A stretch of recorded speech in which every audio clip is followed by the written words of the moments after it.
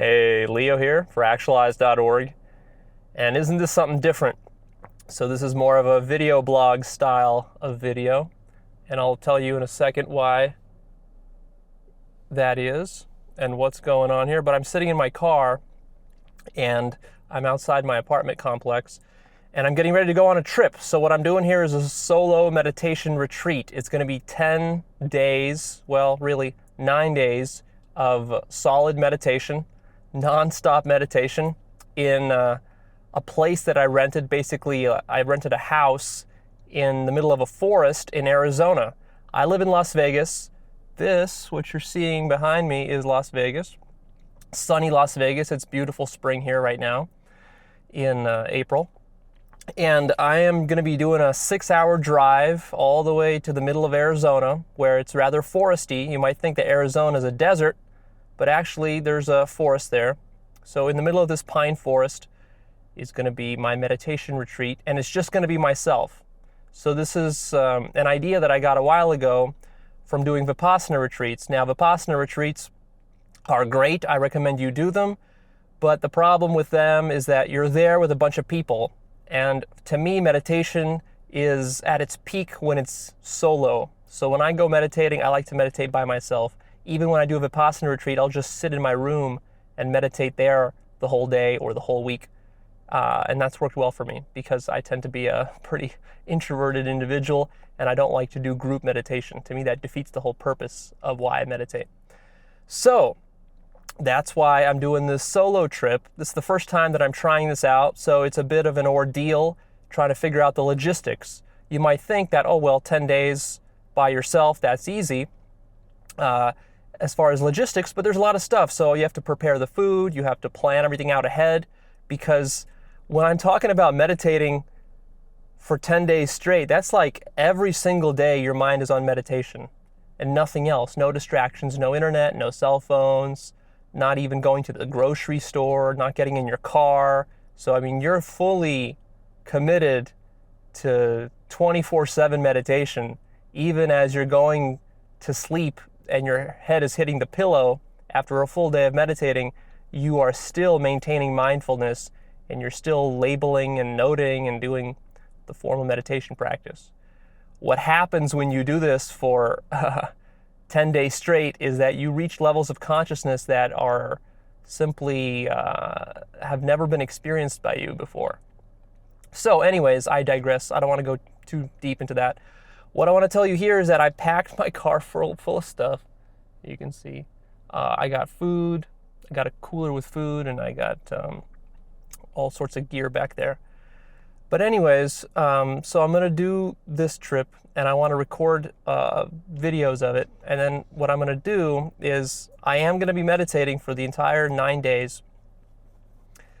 And what I will do, though, is I will do one short, maybe 10-minute video recording at the end of each day, I'm thinking, with just the insights that I had that would be pertinent to you. So the idea of this video, this whole series, is going to be that I want to put together kind of a recording of what it looks like to set up a solo meditation retreat, so that for those of you who are really into consciousness work and are really serious about it, you have a template that you can use. So I'll talk about the food that I prepare, some of the logistics and planning that goes on, how I structure my days, and what exactly I'm doing, some of the exact techniques that I'm using, how I'm self-inquiring, how I'm meditating, how I'm labeling and noting, and so forth. So hopefully that will be useful to you. I will record a little bit more as I'm driving on this trip. We'll see what the footage is like. So this is a very kind of a raw, unscripted, I didn't plan any of this stuff. I didn't think any of this stuff ahead of time for what I want to tell you and what it's going to be like, because it's experimental. So come with me on this journey. I've been meaning to do more of these kind of like raw experimental types of personal development videos for a while, but just the opportunity hasn't been presenting itself because I've been pretty busy. But I think that in the coming years, I will be doing more of these so that you can see what actual self-actualization looks like in the flesh. It's one thing for me to stand up and preach a bunch of theory at you. That's well and good. But then you got to take the theory that I talk about and then embody it by doing stuff like this. And there's a lot of different techniques. There's hundreds, probably thousands of different techniques that that you can be learning and practicing to embody this stuff in your life. The real key in this work is the embodiment component. It's like the theory, as much time as you waste watching my videos and listening to me or to other self-help gurus and so forth, that's well and good. That's the beginning, you see. People think that, I watched 100 videos and that's pretty good, I'm all set. No, man, that's just the beginning. That's where it starts. The couple hundred hours that you invest into watching some videos or reading a couple of books or watching some audio programs or listening to some audio programs, that then only tells you what you need to be doing, right? Because before you even begin, you don't even know what you need to be doing. So that just tells you what you need to be doing and maybe gives you some tips about how to do it, some guidelines, a template. But then you got to go and do it. So the theory is really just like 1% of all this work. 1% is theory, me standing up there preaching at you, and 99% is you doing stuff like this. Meditation retreats, cleaning up your diet, reading books. That's an action step. There's hundreds of hours of books you need to be reading. So the list just goes on and on and on with all the different techniques. And I try to share techniques with you in my videos so that they're not so theoretical, because I know how easy it is to get trapped in the theory. But anyways, I don't want to ramble on for too long. I have a 6-hour drive ahead of me. It's going to be a little bit tedious, but the place that I'm going to should be beautiful. It's a very kind of wooded area. I rented a cabin through Airbnb. Cost me a bit, about $1,700 for 10 days. You can certainly find cheaper cabins. This wasn't just a cabin. This is really a full-out house, and I'll show you what the house looks like. It should look pretty cool, so you'll see why I paid a little extra for it. But this should be a nice, beautiful, natural setting. The reason I'm driving all the way to damn-ass Arizona is because in Vegas, there's a lot of amazing stuff in Vegas, but one of the things I really don't like about it is that it's a desert.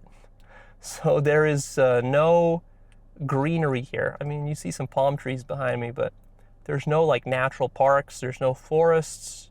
It's dry as a bone here for the whole year. So I like to meditate in lush, green, jungly, or foresty type environments. So this is going to be my Arizona trip, and then I'm planning another solo meditation retreat to Hawaii sometime later in this year, probably actually pretty soon, in a couple of months, hopefully. We'll see how my schedule looks. But, my eye is itching. Anyways, so that should be cool. I'll be in the jungle in Hawaii meditating. So I want to show you some of that, and I want to show you also how you can make meditation and this whole self-inquiry, becoming a sage, becoming a mystic business, you can make it pretty cool and adventurous.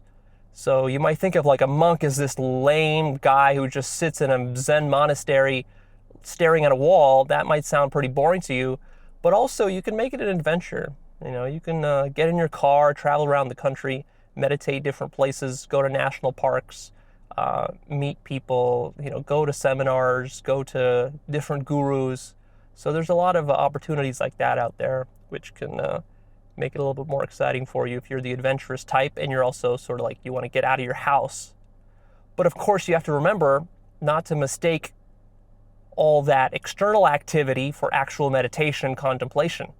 That still has to take place. So no matter where you go, whether Hawaii or Antarctica, it doesn't matter where you're meditating, in the end you're facing yourself. There's nobody else that you can face but you. And that requires turning inwards, right? So you got to turn inwards. So you can't run forever. And if you think that, well, Leo, so does this mean that I can't meditate effectively at home? Because now you're telling me I need to rent a $2,000 house somewhere in the woods in order to go meditate? No. I meditate at home every single day for many hours. I've meditated at home for hundreds of hours. So the reason I'm doing this trip is because I want to do a very strict, very serious, solid 10 days of meditating. And that's hard to do at home, especially for me because I work from home. I have computers and all sorts of distractions there. Plus I meditate there regularly, so it does get boring after, hundreds and thousands of hours of sitting on my couch. It does get boring. So I do like a change of scenery sometimes, especially for like a retreat setting. So I think that shifting my environment is a good tactic here. There's something about going to a new place that kind of resets your mind, resets your brain. So now when you get there, you're serious, you're not screwing around. Also, the money investment is also a nice thing, because one thing you'll discover if you go on a 10-day solo retreat is that it's very damn difficult to stay consistent with it and to stick through the whole thing. I know because I've tried to start some in the past and then I've failed 1 or 2 days in. So this is sort of advanced personal development here. You're not going to be able to really pull this off as a newbie. It's really challenging to even spend 12 hours straight fully mindful, fully meditating, using a formal technique, let alone do that day after day after day for over a week. That's challenging to pull off. So I'm a little bit intimidated. I'm not sure how it's going to go. So this is kind of part of the experiment. Why it's going to be fun is because you get to see what actually happens. Maybe I'll quit halfway through. I don't know. On the other hand, I am optimistic because I've been meditating and self-inquiring and contemplating now for like 3 years or so. And I've been going to retreats and I've been learning from a lot of different non-dual teachers, traditions, and gurus. And at this point, it feels like all that stuff has sort of crystallized. And only now do I really feel like I conceptually understand all the traps and the full scope of this journey and what I'm supposed to be doing when I'm sitting there on the meditation cushion. So that being the case, I think that there's a great opportunity here this week for me to experience some powerful mystical experiences, perhaps an enlightenment, or some deep insights into my inner demons. So some shadow work is going to get done here. So either way, something's going to happen. If it's not going to be an enlightenment experience, that's okay. You can't predict these things. It's really not in my power to decide whether I'll have one or not, whether I'll become enlightened or not. That's not in my power to decide. The only thing I can do is just put in the work and be very disciplined and serious about it. So that's where my full intention and focus is going, is to be very strict in my process, in my method, and to not quit, to not slack off, and to not start daydreaming about stuff, because I could easily start daydreaming about business ideas and travel plans, vacations, girlfriends, sex, food, and all this sort of stuff. So that's not going to happen this time. I'm going to be very strict because I feel like I'm on the brink now. I've had enough experiences now with psychedelics, with some samadhi states that I achieved in prior meditation retreats, various insights about enlightenment and reality that I've had just from contemplating on my own at home, that now it feels like stuff is starting to crescendo and that there's going to have to be a crack or a break in the mind at some point. And that's both intimidating, frightening, and promising and exhilarating, because that's what this work is about. And I'm really, as I shoot more videos, as I talk more at you, it really makes me conscious of how much more I have to do to embody in myself all the things that I talk about. And so that just makes me sort of like double down on my commitment to actually actualizing the theory, right? You have to actualize the theory. And what are the first 3 letters of actualize? Act. How do you actualize? You act on the theory. How do you act on the theory? Well, it's not as complicated as you might think.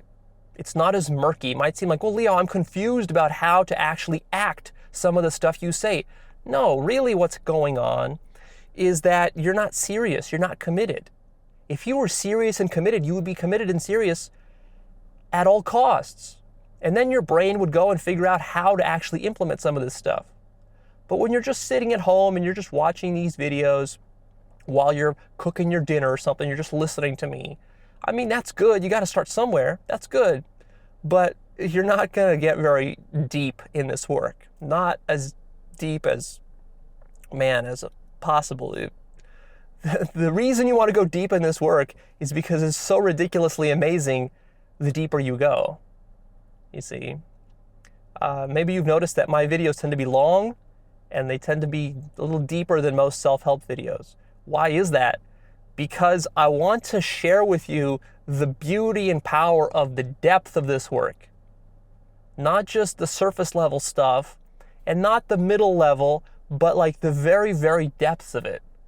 It's ridiculously powerful and amazing and life transforming. This is what you want. The problem is that the deeper we go, the more hardcore it is, in the sense that you have to be more serious about it. So anyways, I'm rambling now. I don't want to make this video too long. But yeah, so I just wanted to introduce a little bit of that and relate it to what you're doing in your life and how this might help you.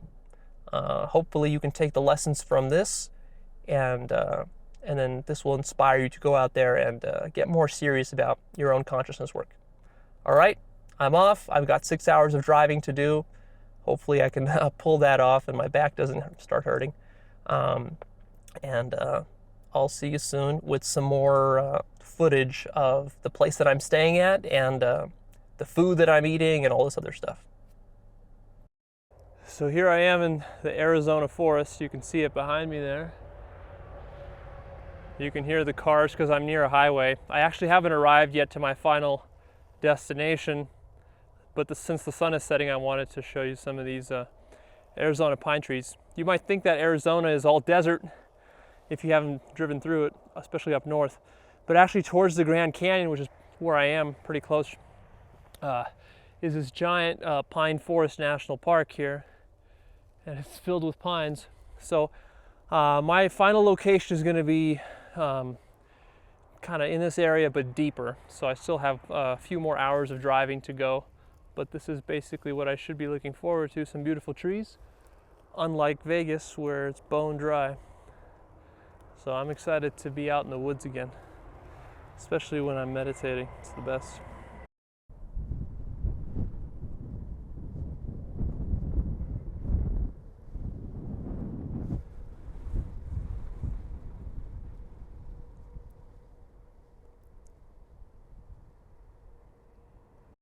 All right, so take a look. I just arrived and I've been setting up in my little cabin here in the woods in the middle of Arizona. So the trip was longer than anticipated and there were some hiccups getting in. But anyways, now I'm inside. Here's the cabin. You can take a look. This is the main loft area. The lighting here is pretty terrible. I set up some of my own lights, which I'm going to use for shooting videos, but this place needs some better lighting. But anyways, what I want to do now is just kind of show you around a little bit and show you how I'm getting situated. I'm organizing all my supplies. So basically what's going to happen is this is going to be, I'm going to be here for 9 to 10 days. The 10th day is going to be basically the wrap-up day. And today I'm just organizing everything. I'm going to cook some food, prepare all my supplies so that I can spend 9 solid days just doing meditation. What I want to do is just show you around and show you what my supplies look like. So here you can see the den area. This is where I'm going to mostly meditate. Those blinds over there, they open up, so there's going to be a lot of light here during the day. But I just wanted to show you, because I arrived here in the middle of the night, what it looks like. Here's the kitchen. Here are all my supplies. I've got water, all sorts of cooking supplies, mostly. Cooler full of food. This is most of my supplies in there. I've got a lot of frozen berries for smoothies, almond milk. I've got cut up pre-made vegetable soup ingredients. I got a bunch of broccoli, carrots, green beans, and all that stuff that you saw in my soup video. I've got some basic supplies here like rice, oatmeal, vegetable stock, potatoes, olive oil, a bunch of bananas, a bunch of pineapples here. I also bought some more oranges and mangoes. But this is mostly what we've got going here. This is what it looks like. It'll be a lot nicer during the day. And then let me show you the bedroom. So that's the bedroom here. Yeah, the lighting is terrible. Sorry about that. That's just how this place is. This is what you get when you shoot raw without preparing anything. So it's very rough, let's say. But I think this is gonna work out fairly nicely. It's about 50 degrees Fahrenheit outside, 45 maybe actually, so it's fairly chilly. But during the day, it should be around 70 to 80 degrees sunny all week. So the weather should be nice. As I was driving in here, I couldn't really see the forest too much, but I did see some giant trees. So I think that it'll be pretty nice outside. There should be some hiking trails. I heard that there's a stream somewhere around here, a little stream. So I'll go check that out tomorrow, maybe show you some footage of that. But that's it for getting set up. So this is a pretty nice setup. If you want to plan a retreat, then this might be some of the best of the accommodations that you might find. If you want to go cheaper and more threadbare, then you can do that too. Then you'll have to scrap by somehow and not have all these amenities. But I do have a refrigerator, I have heater, air conditioning, pretty much everything I need here. So this will definitely work out. And it's in a nice secluded area, so I shouldn't have too many noises and neighbors disturbing me. So I unpacked my cooler. It was completely full. And let me show you what was inside of it. So basically what I did is that soup recipe, that vegetable soup recipe that I showed you in a prior episode, I've got ingredients here that I've already pre-chopped up, all organic vegetables, for 2 batches of that soup. So that should be plenty for the next 10 days. I've also got over 30 eggs here. I've got some lemons for the soup. I've got spinach, baby spinach for the smoothies that I make. Here's the almond milk for those smoothies. So that's mostly all of that. And then in the freezer, I have a ton of frozen blueberries and other vegetables and other berries, which I'm going to be using for oatmeal toppings and for blueberry smoothies and some stuff for the soup as well. And then as far as produce, I have 3 pineapples, giant watermelon, and those are some of my dry goods there, rice and oatmeal and stuff. That's my water. I have 10 gallons of water. Each one of those is 1 gallon. There's more in the car. And then I have various fruits, mangoes, ton of bananas, and a whole bunch of oranges. So I'm hoping that that's gonna last me for 10 days. We'll see how that goes. So this is just kind of a rough estimate that I made, and we'll see by trial and error if I'm gonna need more or I'm gonna have too much. So right now what I'm gonna do is I'm gonna make a batch of my soup, which will last me for a whole week. I got that ready. And I'm pretty much done for the night. Hey, it's morning of day 1, and now you get to see my place in the daylight. So I just want to show you what this looks like. This house that I've rented. It's got this very nice glassy loft area, which is where I'll do most of my meditating on this couch here. You can see the glass comes around there. And also what's nice is that I can meditate outside too. So if we go through here, there's this balcony, some benches, and you can see we're sort of in the middle of this pine/oak forest. There's all these oaks, but I guess it's not summer yet or spring enough yet that they haven't grown their leaves, so they look kind of dead, but there are some nice pine trees in the distance there and up there. So that's what it looks like.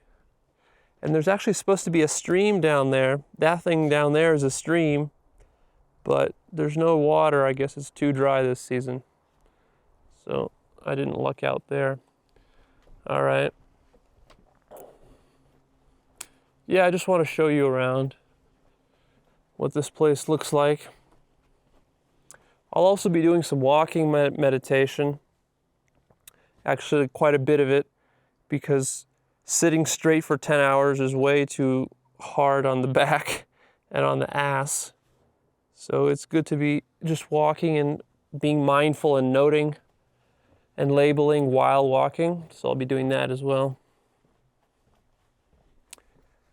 Let me show you what this cabin looks like from the outside. That's my car. And that there is the house. It's not really a cabin, it's a pretty solid house.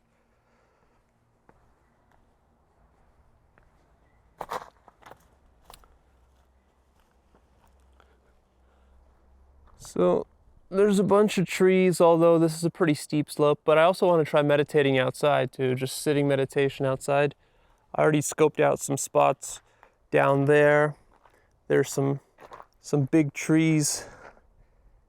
You can see that there's a tree over here. That would be a nice spot. And also there's another tree over there, that big pine tree right there. That's also a pretty good spot. I have a lawn chair that I brought with me, so I'll be doing some meditating there as well. That's what the house looks like.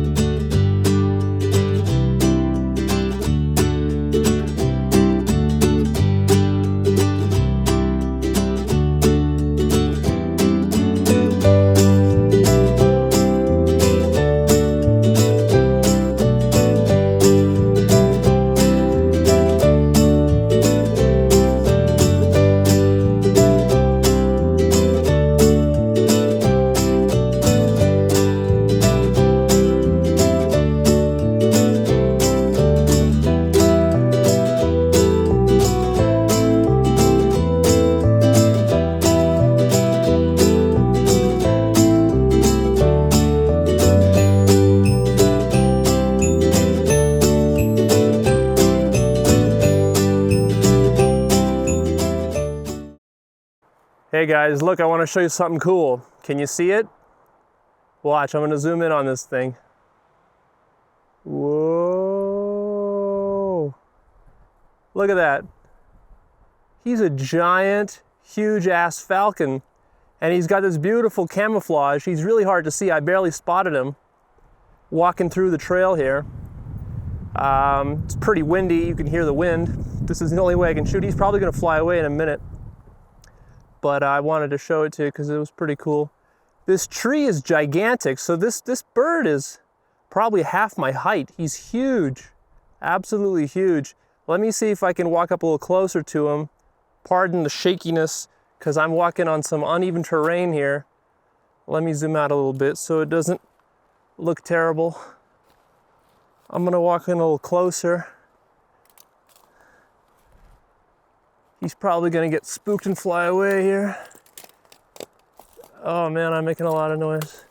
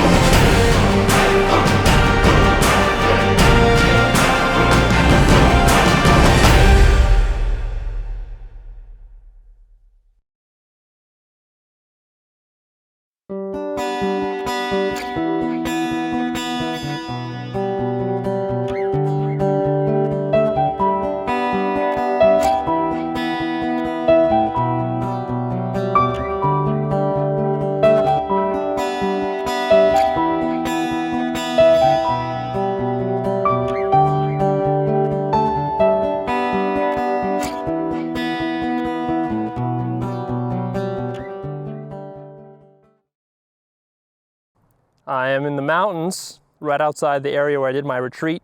My retreat is basically over, and I just wanted to show you how lovely some of the nature and the scenery is here. It's really bright, so I'm going to put on this hat and talk a little bit while I show you around. So I'm on this nature trail up in the mountains, or hills, I guess you would call them. And there's a beautiful view up here. And I bet you wouldn't think that northern Arizona was like this, but this is actually northern Arizona. I was quite surprised at how green it is. You'd normally think of Arizona as a desert. Let me keep walking. I'll show you some of the mountains and some of the view there. So the sun's gonna set in a couple of hours. It's really beautiful, perfect weather here. A little bit windy, which is why you might hear some noise in the background as I keep talking. So let's walk here a little bit. I finished my retreat. It was 8 to 9 days. The last day was kind of iffy. I basically half-assed it. I didn't meditate all that much the final day. I was way too restless. But I learned so much on this retreat. I got so much growth on this retreat that I'm already in my mind planning several more for this year in different locations. I'm not going to come back here because I want to do new locations every time. I'll do Hawaii and some other cool places for you and get some beautiful footage that I've shot. And there's a beautiful footage here that I shot of the creek that I'll show you. There's like huge birds of prey flying around here, sometimes vultures and falcons and stuff. I managed to get some footage of a falcon. But anyways, yeah, so this retreat was so powerful in terms of how much I've grown. I didn't get any enlightenment experiences like I was hoping, but I felt like I made massive progress on understanding how self-inquiry works. Just a lot of subtle insights that I'll have to formulate more carefully. Well, here comes the wind. I'll have to formulate those insights a little more carefully and then methodically to share them with you. And I've got tons of notes, at least 6 pages of notes worth of insights for new videos and ideas I want to share with you. And then I'm going to talk about how to set up the retreat. So if you're doing a retreat like this, or if you want to, and you've been inspired by this episode, then I will tell you how to get the right food, what quantities, other considerations and tips and guidelines that you need to make sure you can make the best of this retreat. Look at this, it's awesome, pretty cool stuff here. There are houses down there. That's basically roughly in the area where my cabin was that I used for this week-long retreat. And yeah, doing a retreat like this out in nature is ideal. Actually, you can get enlightened much easier if you do it outdoors than if you do it indoors. The trick is, of course, you have to brave the elements and you have to find a suitable location where you can do that. So if you like camping and stuff like that, then there are a lot of opportunities for you. And if you live in the US, there's a lot of beautiful areas, national parks, campgrounds, and so forth. But I think getting a cabin is pretty important because you need a kitchen to cook and so forth. But yeah, doing it outdoors where you can really get in touch with nature, and most importantly, out of your typical environment that you live in, with all your distractions and internet and friends and family and all that nonsense. So you can get all that out of the way. And then it's basically like hitting a reset button on your mind. Everything becomes clear and back into focus. You feel like you're back with your ancestors up here. Look at this beautiful sky. It's perfect. It was cloudy earlier today, but all the clouds went away. And now we've just got this beautiful sky and all these huge pine trees. I love pine trees. So this is like the ideal location. And of course, you want to have decent weather so it's not too cold, so you can spend time outside. So yeah, it takes some planning. You got to plan it out. But I think that if you're serious about personal development, you should be doing at least 2, if not 4, of these retreats per year for yourself. This is solo. This is just you, nobody else. You plan it all, you run it all, and you get all the juicy insights for yourself from days and days and hours and hours and hours of isolation, meditation, contemplation, self-inquiry, all that good stuff. So yeah, you gotta plan these out. And how do you manage to pull off 4 of these a year? That's like 1 per quarter. Well, most people won't be able to because they just don't get that much vacation time. And this isn't like a vacation, this is like hard work stuff. So yeah, that tells you that you gotta maybe rethink your job situation, plan more time for inner work, because that's really the biggest problem, is that you're so distracted by the outer work of your life that you neglect the inner work. And our society doesn't even allow you to really get time off to do the deep inner work, the stuff that'll grow you. But that's incumbent upon you to figure that out for yourself, how to do that. I have the luxury of doing that because I work for myself, and that's one of the reasons you should start working for yourself, is so that you have time off to invest in this deep inner growth stuff. But this is really beautiful. Let me take my hat off here and get out a little bit into the sun. Yeah, this is how you grow. I mean, sitting at home and watching videos and reading books, yeah, that's nice. Going to some formal meditation retreats like Vipassana, that's also really great. They'll set up and organize all this stuff for you. But then the next level after that is doing it all by yourself, all alone, Renaissance man style, like the they did in the old days, or like some shamans probably still do today. So this is basically a form of shamanism that we're talking about. You can even combine this with some psychedelics, although that can be a distraction. I specifically didn't take any psychedelics with me to this retreat because I knew that I would be tempted to use them, and I wanted to focus all my energy on the really hard inner work. Not to say that you don't get that with psychedelics, but the manual kind of work is the hardest. And then I'll probably do some of these with psychedelics just to see what that's like and compare and contrast. But basically, I've been experimenting with different techniques. I'm going to keep experimenting in the future because I want to share with you the best techniques that I find for all sorts of stuff. And I'm not just talking about enlightenment. You might think, oh, well, this is all for enlightenment. Yeah, it could be for enlightenment, but it could just be for analyzing your own life. If you have some psychological hang-ups, some relationship problems, some family problems, you need to figure out your life purpose. You need to figure out your diet and your health. You need to detox. You need to unaddict yourself from porn, internet, bad food, and all this other kind of stuff.